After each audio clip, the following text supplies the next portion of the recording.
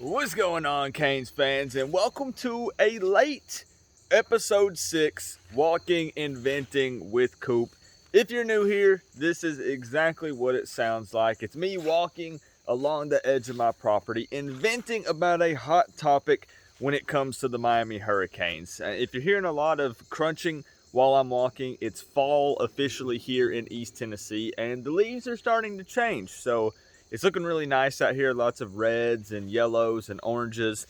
It's been raining all day, so I got my big mud stompers on. So we're going to kind of loaf around up and down through here and talk Miami Hurricanes for a few minutes. And, I'm starting to feel like I should maybe just rename the series Walking and Venting about head coach Manny Diaz for the rest of the season, because that's been what half of these episodes have been about. But it's the hottest topic right now. There's a lot of good things that happened this past week. Miami taking down the number 18th ranked NC State, a team that, was expected to beat us by quite a bit. And we hung with them. And even though it was a close victory, it could have gone either way. We ended up getting the dub. And the reason I'm bringing up Manny again is because I'm seeing on social media a lot of Canes fans saying, well, you know what? The players really played for him and were really playing hard and not giving up. So maybe I should reevaluate where I stand on him, and I should consider giving him more time. And listen, if you think I'm making this up, just go look on social media. Go check out Twitter. Go look on Facebook. As a matter of fact, go look at the Canes All Access YouTube page, because all of the Manny Diaz interviews pre-NC State had 3 times as many dislikes as they had likes. I'm talking they got dislike bombed big time. You go look at post-game NC State, has more likes than dislikes. Go look at his press conference talking about Pitt, more likes than dislikes. And there are literally comments, no joke, there are literally comments on those videos that say, maybe I was too hard on him, But I want to talk about a couple of things today, tonight, really, actually. Again, when I said late, I meant a day late. Plus, it's late in the day, so shame on Coop, man. I need to put these things out on time. I want to talk about potentially being a little wishy-washy on that and where I stand on it. I'm not saying I'm being wishy-washy. I'm going to tell you where I stand in a few minutes. But then I really want to talk about these players defending Manny and just loving Manny Diaz. And I took time. What an episode. I actually made some notes for this one, so that way I don't misquote anybody.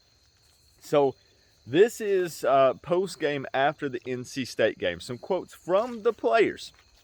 Tyler Van Dyke said, "We love Coach Diaz.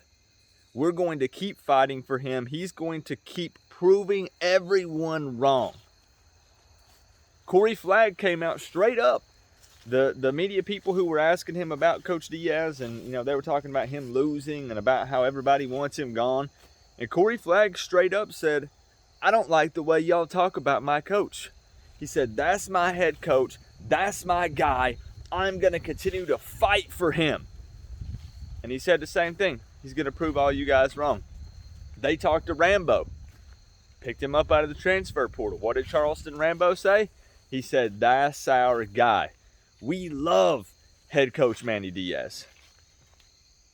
So the players love him. They love playing for him. They're showing that they are willing to continue to fight for him and not give up. Play hard. Play tough. So have we been too hard on Manny Diaz? Do we have it wrong? I really think the short answer to that question is no. I do not believe so. And I do actually still stand firm and in the paint with Manny Diaz and wanting him gone. But I want to bring up a very important point. And I've been very vocal about this. You can go back and watch one of my previous episodes that's labeled "Don't Fire Manny Diaz Yet." I think it was 2 episodes back. So I've been consistent, all right? I'm not backpedaling here. I'm not being wishy-washy. I think that it's a better idea if the players continue to show fight, and if we show improvement. Hear me out. If we do start taking baby steps from here, I would rather keep Manny Diaz if Blake James is staying. Does that make sense? Like, that was the point that I preached, and I said, what's the point of getting rid of Manny if that's only getting rid of part of the problem? We're just putting a Band-Aid on it if we keep Blake James. If Blake James is the athletic director that is going to lead the search to find our new head coach, we're going to find another guy like Manny, who we're just going to be floating around mediocre. So, yes, it makes me sound like I'm being a hypocrite, but I'm not. I've been preaching this. That I do think that Manny is that guy that, you know, we knew this. He's learning on the job. It's his third year being a head coach, so he's learning here at Miami, really. He's always been, you know, in a coordinator position. But if Blake James is going to be leading that search, honestly, it's tough to say that, but just keep him. But only if we continue to show improvement and the players continue to get better, because we've struggled to develop guys. That's a whole nother conversation. We could get deep into this. But another question I want to ask is, now that we beat a ranked opponent, another Power 5 team, finally, it had been like 300 something days, has Manny Diaz peaked? I mean, what's his total record right now? 17-14? Has Manny Diaz reached the top, and now potentially Pitt is a reality check and we start the downward spiral once again? Because we're talking about the Manny Diaz that lost to FIU, LA Tech, that let UNC put up like 700 yards on us last year. And yeah, I keep bringing up the past. But has he peaked? We'll find out for sure when we play Pitt, right? Because Pitt is the 16th or 17th ranked team in the country. People are preaching, you know, hyping up Kenny Pickett, but potential Heisman candidate, bro. He's going to slice and dice us. But now, I feel like what has been some of the biggest impact with these Miami Hurricanes games is Manny has been forced to play the younger guys. There is a youth movement going on at the University of Miami. Look at James Williams and the way that dude plays. He's all over the field. He's in on every play. Look at Jalen Knighton. And also Don Chaney before he got injured, right? I'm not throwing shade at Cameron Harris, but I'm just saying he's an upperclassman and he had been underperforming. Yes, the O-line was struggling, and that's part of it. Maybe he's been misused and should be more of a short yardage back instead of an every down back. But Jalen Knighton is one of those younger guys, and he looks electric, bro. Are these younger guys saving Manny Diaz's job, or at the very least, are they extending it?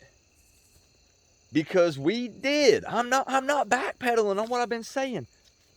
But you must say that the fight that we showed, the way that we played overall, yes, we still missed tackles. Yes, it was still a close game.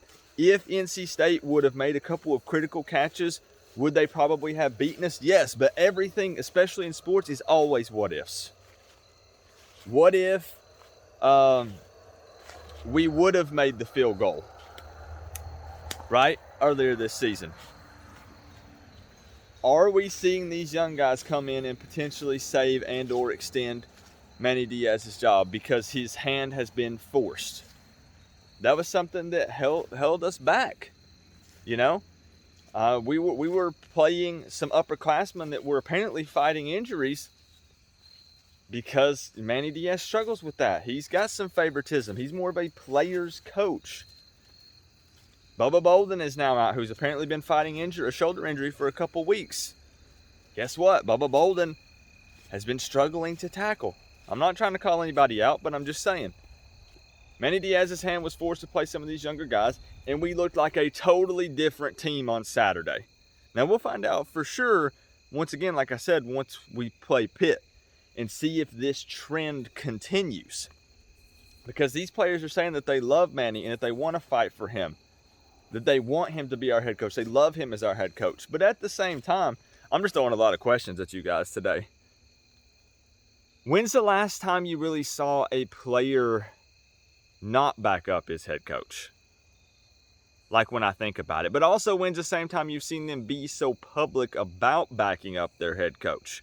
Because Manny Diaz has received nothing but heat pretty much from fans, from media outlets, social media, everywhere. It's been nothing but shade thrown at him. So the players are kind of pushed back against the wall and kind of, probably getting tired of it, feeling like they're forced to. And a lot of these young guys that are coming up are Manny's guys. Look at the people that are hitting the portal now. Wiggins, Pope, guys that have been here for a while, some upperclassmen. These younger guys are coming in hungry. They want to fight. And those are Manny's guys. So you kind of expect them to back him up. Don't you? Is that what they would do? But man, so that's where I stand. I said I was going to wait till later in the video, but where I stand is that if we continue to show improvement, even just baby steps, you got to roll with Manny unless we fire Blake James.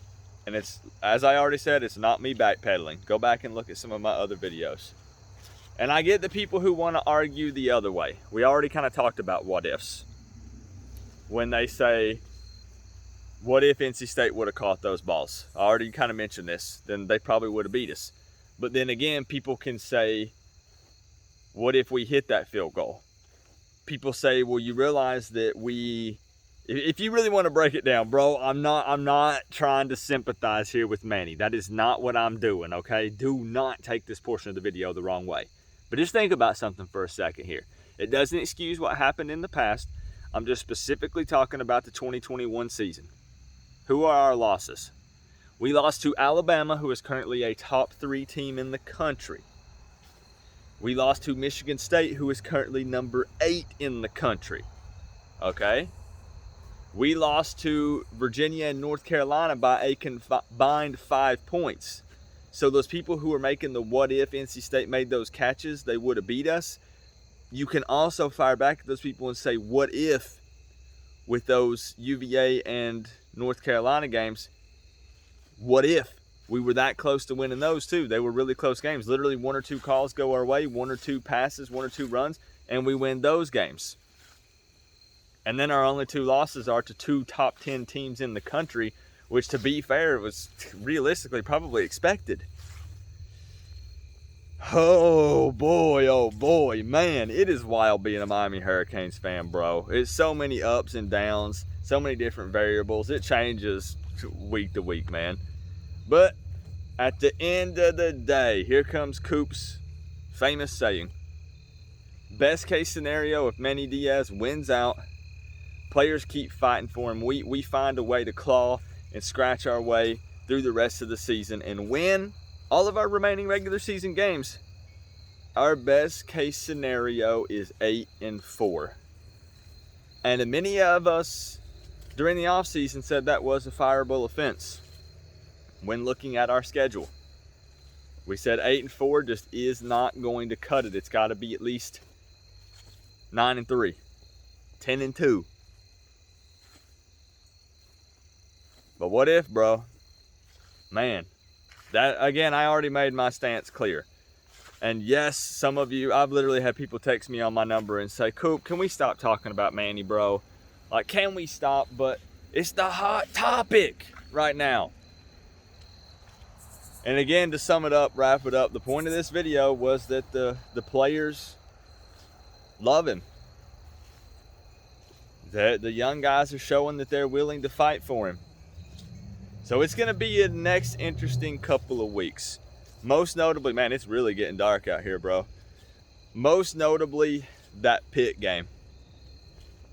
If we come out and win that, even if it's a close one,